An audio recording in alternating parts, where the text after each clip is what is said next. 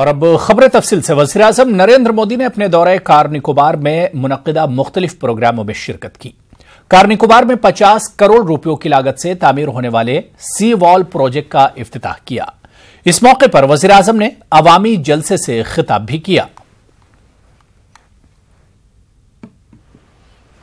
Car Nicobar में जीवन और आसान हो, आप सभी को बेहतर सुविधाएं मिले, अवसर मिले, इसके लिए आज करोड़ों रुपए के प्रोजेक्ट का यहां लोकार्पण और शिलान्यास किया गया है। इसमें शिक्षा से लेकर स्वास्थ्य तक, रोजगार से लेकर स्किल डेवलपमेंट तक, ट्रांसपोर्टेशन से लेकर बिजली तक, स्पोर्ट्स से लेकर टूरिज्म तक के अनेक प्रोजेक्ट शामिल हैं। इन सभी प्रोजेक्ट के लिए मैं आप सभी को बहुत बहुत बधाई देता हूं। आप सभी की ये लंबे समय से मांग थी कि मिट्टी के कटाव के चलते जो खतरा पैदा हो रहा था, उससे निपटने के लिए उपाय किए जाएं। आपकी इस मांग को देखते हुए करीब 50 करोड़ रुपए की लागत से सी वॉल का निर्माण यहां किया जाएगा, जिसका शिलान्यास आज करने का मुझे सौभाग्य मिला है। वज़ीर-ए-आज़म नरेंद्र मोदी ने आज आकाशवाणी रेडियो के जरिए मन की बात की। मन की बात का ये 51वां एपिसोड साल 2018 की आखिरी मन की बात थी। मन की बात में वज़ीर-ए-आज़म ने कहा कि 130 करोड़ हिंदुस्तानी मुल्क में बदलाव ला रहे हैं। वज़ीर-ए-आज़म ने कश्मीर से ताल्लुक रखने वाली हनाया का जिक्र करते हुए हनाया को गोल्ड मेडल जीतने पर मुबारकबाद दी। मन की बात सुनने के लिए मुख्तलिफ रियासतों के बीजेपी दफातर में खास एहतमाम किया गया था। फैलाना काफी आसान होता है, लेकिन हमारे समाज में, हमारे आसपास बहुत कुछ अच्छे काम हो रहे हैं और यह सब 130 करोड़ भारतवासियों के सामूहिक प्रयासों से हो रहा है। मैं कश्मीर की एक बेटी हनाया निसार के बारे में बताना चाहता हूं, जिसने कोरिया में कराटे चैंपियनशिप में गोल्ड मेडल जीता है। हनाया 12 साल की है और कश्मीर के अनंतनाग में रहती है। हनाया ने मेहनत और लगन से कराटे का अभ्यास किया, उसकी बारीकियों को जाना और स्वयं को साबित करके दिखाया। मैं सभी देशवासियों की ओर से उसके उज्जवल भविष्य की कामना करता हूं। हनाया को ढेर सारी शुभकामनाएं और आशीर्वाद। वज़ीर-ए-आज़म की रैली के बाद इस सिपाही की मौत हो गई। दरअसल उत्तर प्रदेश के गाजीपुर में मुश्तइल हुजूम ने पथराव किया था। पथराव में सिपाही जख्मी हुआ, जिसकी वजह से उसकी मौत हो गई। फिलहाल मौत की असली वजूहात का पता नहीं चल सका है। पोस्टमार्टम रिपोर्ट आने के बाद ही हक़ाइक़ मंजर आम पर आएंगे। वाज़ेह है कि एहतजाज के दौरान बरहमा एहतजाजियों ने पुलिस पर पथराव कर दिया। महलूक सिपाही गाजीपुर के करीमुद्दीनपुर थाने में तैनात था। उधर यूपी के वज़ीर आला योगी आदित्यनाथ ने महलूक के अहले खाना के लिए 50 लाख रुपये मुआवजे का ऐलान किया है। गौरतलब है कि गुज़िश्ता एक माह में मुश्तइल हुजूम के जरिए 2 पुलिस एहलकारों की मौत हो चुकी है। कल गाजीपुर जनपद में एक बहुत दुखद घटना में हम अपने एक साथी head constable Suresh Pratap Singh works को खोए हैं। सीनियर ऑफिसर्स मौके पर पहुंच गए हैं और विभिन्न स्रोतों से एविडेंस कलेक्शन किया गया, एफआईआर पंजीकृत किया गया। उसमें विभिन्न धाराएं हैं, इंक्लूडिंग 302 आईपीसी, 32 नामजद मुलजिम और 70 से 80 अज्ञात मुलजिमों को विरुद्ध एफआईआर लिखा गया है। अभी तक उनमें से साक्ष्य के आधार पर 11 लोगों की गिरफ्तारी हुई है। विवेचना को शीघ्र संपन्न किया जा रहा है और एक एडिशनल एसपी स्तर के अधिकारी के निकटतम पर्यवेक्षण में ये कार्य किया जा रहा है। बिल्कुल प्रशासन की लापरवाही हम तो मानते हैं, कहीं न कहीं कुछ न कुछ तो चूक हो रही है। बुलंदशहर में घटना घटी, अभी हमारे यहाँ हमारे ज़िले में खुद 3-4 दिन पहले जो है सिपाही की हत्या कर दी गई। तो कहीं न कहीं अपराधी जो हैं बेखौफ हैं, प्रशासन शासन का कोई उनको डर नहीं रह गया है। पुलिस के ऊपर से पब्लिक का विश्वास उठता जा रहा है। इन सब चीज़ों पे सरकार को ध्यान देना चाहिए।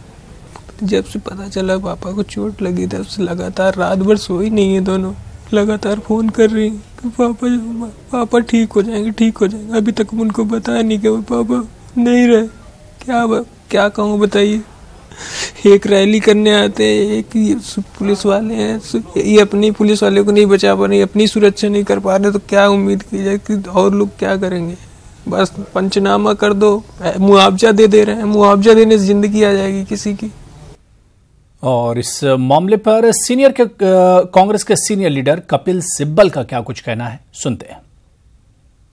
जिसने भी पथराव किया हमारे पुलिस पर कर्मियों पे, जिसकी जान भी चली जाए, उस पर कड़ी की कड़ी कार्रवाई और सजा होनी चाहिए। और ऐसे ही पहले भी बुलंदशहर में जो हुआ था, वहां तो ये लोग, यही सरकार, यही यूपी की सरकार बचाव में लगी हुई थी जिन्होंने पथराव किया, ठीक है ना। और मैं कहता हूं कि हिंसा का कोई यहां स्पेस नहीं है हिंदुस्तान की राजनीति में। जो भी हिंसा करेगा उसके खिलाफ सख्त से सख्त कार्रवाई होनी चाहिए। और जिस आदमी ने पत्थर मारा है उसके खिलाफ, ना कहीं किसी और को पकड़ो, जैसे ये कोशिश कर रहे हैं दिल्ली टैक्सी वाले को पकड़ के कह रहे हैं उसने उस बुलंदशहर के हमारे सुबोध सिंह को मारा था। तो ये बड़ी दुख की बात है, लेकिन हम इसकी घोर निंदा करते हैं। ये लॉ का दुरुपयोग करते हैं और ऑर्डर का इनको समझ नहीं कि ऑर्डर का मतलब क्या है। इनको केवल इतना मालूम है कि लॉ का कैसे दुरुपयोग करना, हाँ, और डिसऑर्डर करा के लॉ का कैसे दुरुपयोग करना, ये इनकी नीति रही है उत्तर प्रदेश में और बाकी जगह में भी। अगस्ता वेस्टलैंड मुबैना सौदा घोटाला केस में ईडी ने सनसनीखेज इंकशाफ किया है। पटियाला हाउस कोर्ट में मुबैना बिचौलिए क्रिश्चियन मिशेल की पेशी के दौरान ईडी ने दावा किया कि पूछताछ के दौरान मिशेल ने मिसेस गांधी का नाम लिया है।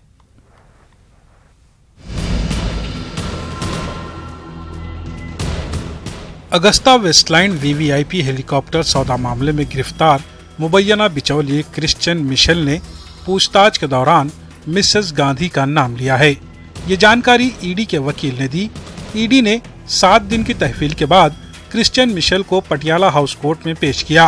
पूछताछ के दौरान एक रेफरेंस में इन्फोर्समेंट डायरेक्टरेट के वकील ने अदालत में कहा कि क्रिश्चियन मिशेल ने श्रीमती गांधी का नाम लिया है। साथ ही सन ऑफ इटालियन लेडी की भी बात कही है। ईडी ने कहा कि ये बातचीत के लिए कोड का इस्तेमाल करते हैं। कहां-कहां मीटिंग करते थे, अब ये पता करना है। साथ ही किन किन ओहदेदारों से मिलते थे वो भी पता लगाना है। मनी ट्रेल का भी पता लगाना है। ईडी ने बिचौलिए क्रिश्चियन मिशेल की 8 दिन की तहवील मांगी। इसके बाद मिशेल को 7 दिन की ईडी की तहवील में भेज दिया गया। इसका जवाब अब देना है कांग्रेस पार्टी को, राहुल गांधी को, जो हमसे सवाल पूछ रहे हैं रोज और हमारे प्रधानमंत्री को चौकीदार बता करके भ्रष्टाचार के बेबुनियाद आरोप लगाते हैं। आज मिशेल ने पूरे अगस्ता वेस्टलैंड में श्रीमती सोनिया गांधी का नाम लिया है। इन्वेस्टिगेटिंग अथॉरिटी के सामने, कोर्ट के सामने बात आई है, वकील को चिट पर लिख के दिया है। तो ये बहुत ही गंभीर मामले हैं। संकेत में राहुल गांधी का भी नाम लिया गया। दूसरी तरफ इस मामले में कांग्रेस ने पलटवार किया है। कांग्रेस ने मिशेल पर एक खानदान का नाम लेने का दबाव बनाए जाने का इल्जाम लगाते हुए पूछा है कि आखिर क्यों चौकीदार सरकारी एजेंसियों पर एक खानदान का नाम लेने का दबाव बना रहे हैं। देखिए सर, ऐसे तरह के संदर्भों पे ये तो लगता है कि बात किसकी हो रही है, बात हेलीकॉप्टर की हो रही है। आप बता रहे हैं कि प्रधानमंत्री बनने जा रहे हैं। आप ये कोई राजनीतिक स्क्रिप्ट लिख के क्या लीक किया जा रहा है? मैं तो समझ सकता हूं इस तरह के जो बयान निकल रहे हैं, ये बीजेपी के स्क्रिप्ट राइटर ज्यादा ओवर टाइम काम कर रहे हैं। राजनीतिक मुद्दों को बनाकर आप लोगों को जो पास ऑन कर रहे हैं, परंतु वो सवाल चौकीदार क्या है उसका जवाब चौकीदार कब देगा। ईडी के मुताबिक अभी आधे ही सवाल मुकम्मल हुए हैं। ईडी ने ये भी कहा कि इस वाक़ये के बाद मिशेल के वकील को रसाई नहीं देना चाहते। इसके बाद अदालत ने क्रिश्चियन मिशेल के वकील से कहा कि आप उससे सुबह शाम मिल सकते हैं, लेकिन 3 फुट की दूरी से मिलना होगा। Bureau report, news 18 Urdu. वहीं अगस्ता वेस्टलैंड मामले में ईडी के सनसनीखेज खुलासा किया है। ईडी ने दावा किया है कि पूछताछ के दौरान मिशेल ने मिसेस गांधी का नाम लिया है। तो वहीं सुब्रमण्यम स्वामी ने कहा कि चौकसी और माल्या भी जल्द वापस आएंगे। मजीद इस मामले में हमारे नुमाइंदे पवन गौर ने बीजेपी लीडर सुब्रमण्यम स्वामी से बातचीत की। ईडी के मिसेस गांधी खुलासे के बाद भारतीय राजनीति में भूचाल आ गया है। हमारे साथ बातचीत करने के लिए हैं बीजेपी के राज्यसभा सांसद सुब्रमण्यम स्वामी। सर, जिस तरह अगस्ता वेस्टलैंड मामले में क्रिश्चियन मिशेल को प्रत्यार्पण किया है, उसके बाद अब ईडी का खुलासा हो रहा है कि उन्होंने किसी मामले में मिसेस गांधी का नाम लिया है। आप हमेशा से ये बात कहते आए हैं। मैंने तो पार्लियामेंट में भी कहा ना, इसीलिए तो हंगामा हो गया था। बाद में मैंने कहा dot dot dot dash dash dash ऐसा मजाक उड़ाया था। नहीं, ऐसा है कि वो तो इटालियन कोर्ट में ही बोल दिया है। अब उस समय इटालियन कोर्ट तो मिसेस गांधी इंडिया इसके डील से कंसर्न नहीं थे। वो उनकी जो सीईओ है उसने इटालियन लॉ को तोड़ा है कि नहीं, उस पर वो कंसर्न थे। तो 2 नाम तो बिल्कुल स्पष्ट आई। और भी नाम है, एक अभी एक कांग्रेस के चीफ मिनिस्टर का नाम भी आने वाला है। पी चिदम्बरम हैं, वो कह रहे हैं कि मीडिया ट्रायल शुरू हो गया है, सिर्फ 2019 का चुनाव आ रहा है, इसलिए प्रेशर करके गांधी परिवार का नाम बुलवाया जा रहा है। देखिए, चिदम्बरम जो है, मैंने बहुत पहले से कहा कि उसके कितने भी डिग्रीज हों तो वो तो जहाँ तक ज्ञान है उसमें उसकी सीमित ज्ञान है। सुप्रीम कोर्ट ने चंद दिनों पहले कहा कि जो कोर्ट के प्रोसीडिंग्स है उसको टेलीवाइज करना चाहिए। लॉ कमीशन ने भी ये कहा। ये नेशनल हेराल्ड केस में एक पिटीशन डाली गई थी कि मुझे ट्वीट नहीं करना चाहिए। तो जो जजमेंट पढ़िए, क्या जज ने कहा है, वो तो क्लासिक जजमेंट है। हाँ, उसको सबको पढ़ना चाहिए। सब लॉ जो एडवोकेट्स हैं लॉ, उनको पढ़ना चाहिए। तो ये जब एक तरफ इंटॉलरेंस, डिक्टेटरशिप, ये सारी बात करते हैं, और दूसरी तरफ से टीवी में आ रहा है, अरे तुम चोरी किए तो देश को नहीं पता होना चाहिए। देश को पहले से पता है, वो जानने चाहते हैं कोई जो कार्रवाई होगी कि नहीं होगी। और चिदम्बरम घबराया हुआ है क्योंकि उनके वकीलों ने उनको बता दिया कि एयरसेल मैक्सिस में आप बच नहीं सकते। धन्यवाद हमसे बात करने के लिए। तो साफ तौर पर कहना है डॉक्टर सुब्रमण्यम स्वामी का कि मोदी सरकार सख्त है, सिर्फ मिशेल नहीं, माल्या और चौकसी भी बहुत जल्दी वापस आएंगे। कैमरा पर्सन बेगम के साथ पवन गौर, नेटवर्क 18, दिल्ली। और वहीं इस मामले पर कांग्रेस के सीनियर लीडर रणदीप सुरजेवाला का क्या कुछ कहना है, सुनिए। अब देश दामदार और दागदार चौकीदार से जवाब मांगता है, और वो सवाल 6 हैं। पहला, मोदी जी, आपने अगस्ता वेस्टलैंड और उसकी पेरेंट कंपनी फिन मैकेनिका से ब्लैक लिस्टिंग क्यों हटाई? दूसरा, मोदी जी, आपने ब्लैक लिस्टेड अगस्ता वेस्टलैंड को मेक इन इंडिया का हिस्सा क्यों बनाया? तीसरा, मोदी जी, आपने ब्लैक लिस्टेड अगस्ता वेस्टलैंड को फॉरेन इन्वेस्टमेंट प्रमोशन बोर्ड से अनुमति दिला भारत में AW119 सैनिक हेलीकॉप्टर बनाने की इजाजत क्यों दी? चौथा, मोदी जी, आपने ब्लैकलिस्टेड अगस्ता वेस्टलैंड को 2017 में 100 नेवल हेलीकॉप्टर की निविदाओं में हिस्सेदारी की अनुमति क्यों दी? पांचवां, मोदी जी, आपकी सरकार अगस्ता वेस्टलैंड, फिन मैकेनिका और उसके सब अधिकारियों के खिलाफ अंतर्राष्ट्रीय अदालतों में सब मुकदमे क्यों हार गई, और आपने उसके खिलाफ फर्दर अपील दायर करने का निर्णय क्यों लिया? और छठा, मोदी जी, क्रिश्चियन मिशेल का इस्तेमाल एक षड्यंत्रकारी पटकथा लिखने वे खुद के गड़बड़ झालों और घोटालों को छिपाने के लिए क्यों कर रहे हैं? बात साफ है, चौकीदार चोर है का पार्ट 2 अब देश के सामने है, तथ्यों और साक्ष्यों के समेत। आज तो ईडी आपको बचा लेगा क्योंकि ईडी आपकी जेब में है, परंतु 2019 में जिस दिन सरकार बदलेगी, ऑगस्टा वेस्टलैंड में मोदी जी और उनकी सरकार की सांठगांठ की जांच अवश्य करवाने के लिए हम कटिबद्ध रहेंगे। खबर बिहार से है, जहां औरंगाबाद जिले में नक्सलियों ने 4 बसों को आग के हवाले कर दिया। देव इलाके में नक्सलियों ने बड़े पैमाने पर तशद्दुद बर्पा किया। इस दौरान 100 से ज्यादा राउंड फायरिंग भी हुई, जिसमें एक शख्स की मौत हो गई। तशद्दुद और फायरिंग के बाद नक्सली मौके से फरार हो गए। वाकई के बाद इलाके में सिक्योरिटी बढ़ा दी गई है। मकामी पुलिस के अलावा सीआरपीएफ के जवानों को भी तैनात किया गया है। लेडीज भी थी। अच्छा महिला दस्ता भी थी। कुल कितने की संख्या में नक्सली आए थे? 500 की संख्या में। ऐसे में सबसे बड़ा चीज क्या है कि हम लोगों के साथ भेदभाव हो रहा है। सरकार स्वर्णों के साथ भेदभाव करती है, ये बहुत गलत बात है। स्वर्ण वोट देकर सरकार बनाते हैं और उसके बाद भी भेदभाव सरकार कर रही है, बहुत गलत बात है। उसका खामियाजा स्वर्णों को भुगतना पड़ रहा है। स्वर्णों को भुगतना पड़ रहा है। और अब टीम इंडिया की शानदार जीत की बात करेंगे। मेजबान ऑस्ट्रेलिया टीम को 137 रनों से टीम इंडिया ने शिकस्त दी है। इस तरह टीम इंडिया ने 4 मैचों की सीरीज पर 2-1 की बढ़तरी हासिल कर ली है।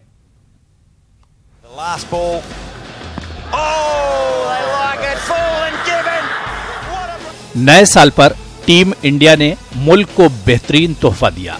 मेलबर्न टेस्ट में टीम इंडिया ने कंगारुओं को चारों खाने चित कर दिया। टेस्ट के 5वें और आखिरी दिन लंच के बाद टीम इंडिया ने जीत का स्वाद चखा। लंच के बाद जैसे ही खेल शुरू हुआ, टीम इंडिया के गेंदबाजों ने हमला कर मैच टीम इंडिया की झोली में डाल दिया। इस तरह टीम इंडिया ने मेलबर्न टेस्ट मैच 137 रनों से जीत लिया। दूसरी इनिंग्स में भी बुमराह ने 3 अहम विकेट चटकाए। कुल मिलाकर टेस्ट में बुमराह ने 9 अहम विकेट लिए और 4 मैचों की सीरीज में टीम इंडिया ने 2-1 की बढ़तरी हासिल कर ली। मेलबर्न के मैदान पर मिली जीत टीम इंडिया के लिए कई मानों में अहम है। एक तरफ जहां टीम इंडिया ने 4 मैचों की सीरीज में 2-1 की बढ़तरी बना ली है, वहीं अब सीरीज पर कब्जा करने और कंगारुओं को उनकी ही सरजमीन पर पटकने का भी टीम इंडिया के पास सुनहरा मौका है। मेलबर्न टेस्ट उतार चढ़ाव से पुर रहा। पहली इनिंग्स में जहां टीम इंडिया ने 443 रनों पर अपनी बारी डिक्लेयर कर दी, तो वहीं मेजबान ऑस्ट्रेलियाई टीम जसप्रीत बुमराह की खतरनाक गेंदबाजी के आगे महज 151 रनों पर ढेर हो गई। बुमराह ने मेलबर्न के मैदान पर तारीखी कारनामा अंजाम दिया। बुमराह ने 15 ओवर और 5 गेंदों में 33 रन के इवज 6 कीमती विकेट लिए और इस तरह टीम इंडिया को पहली इनिंग्स की बुनियाद पर बड़ी बढ़त मिली। हालांकि टीम इंडिया ने मेजबान को फॉलो ऑन न देकर अपनी दूसरी इनिंग्स की शुरुआत की, लेकिन इस बार टीम इंडिया शुरू से ही लड़खड़ा गई और 100 रनों तक टीम इंडिया ने 8 विकेट गंवा दिए। कप्तान कोहली और पुजारा 0 पर आउट हो गए। टीम इंडिया ने अपनी दूसरी इनिंग्स भी 106 रनों पर डिक्लेयर कर दी। इस तरह पहली और दूसरी इनिंग्स को मिलाकर टीम इंडिया ने मेजबान टीम के सामने एक बड़ा हदफ रखा।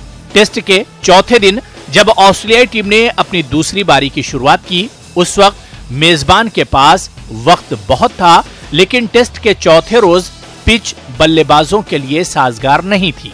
यही वजह है कि कंगारुओं की दूसरी इनिंग्स में शुरुआत अच्छी नहीं रही। सलामी बल्लेबाज सस्ते में पवेलियन लौट गए। मार्श और पेट कमिंस ने कुछ हद तक टीम को बड़ी शिकस्त से बचाने की कोशिश की, तो कुछ राहत मौसम ने भी दी, लेकिन मेलबर्न के मैदान पर इस बार कंगारुओं की शिकस्त लिखी जा चुकी थी। मेलबर्न के मैदान पर मिली इस शानदार जीत से कोहली एंड कंपनी के हौसले बुलंद हैं। जाहिर सी बात है कि नए साल पर टीम इंडिया मुल्क के अवाम को इससे अच्छा तोहफा नहीं दे सकती थी। Bureau report, news 18 Urdu. और उधर टीम इंडिया की शानदार जीत पर मुल्क के मुख्तलिफ मकामात पर क्रिकेट के शदाइयों ने जश्न मनाया। भुवनेश्वर में क्रिकेट शदाइयों ने ऑस्ट्रेलिया को 137 रनों से शिकस्त देने वाली टीम इंडिया को मुबारकबाद दी। और इंडिया ऑस्ट्रेलिया में जाके ऑस्ट्रेलिया को हरा रही है। There is nothing great than that. और आगे भी और जीतेंगे हम इंडिया। और विराट कोहली तो the best we are having at present in Indian team.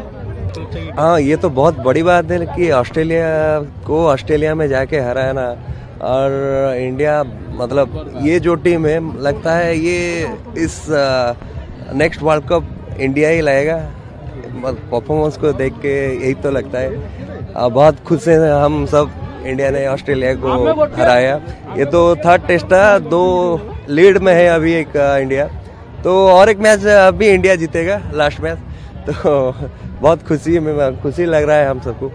और बुमराह जैसे बॉलिंग की ये थर्ड इनिंग मतलब थर्ड टेस्ट में it was a fabulous match for India and we are hoping for the 4th test match also कि वो भी जीत जाए आसानी से और अच्छे बहुत अंकों से जीते और अच्छे से आए इंडिया, और वही चाहिए हमें। इंडिया अभी 2-0 से आगे चल रहा है और जिस वजह से इंडिया खेल रहा है ये बहुत अच्छी टीम है और हम फ्यूचर में भी देख पा रहे हैं कि इस बार 3-0 से लीड करेगी टीम। और जैसे कि आप देख पा रहे हैं बुमराह है और जडेजा 3-3 विकेट लेके बहुत आगे चल रहे हैं और हम इस टीम को और भी आगे देख पा रहे हैं कि बहुत अच्छा स्कोप है, फ्यूचर स्कोप क्रिकेट के लिए।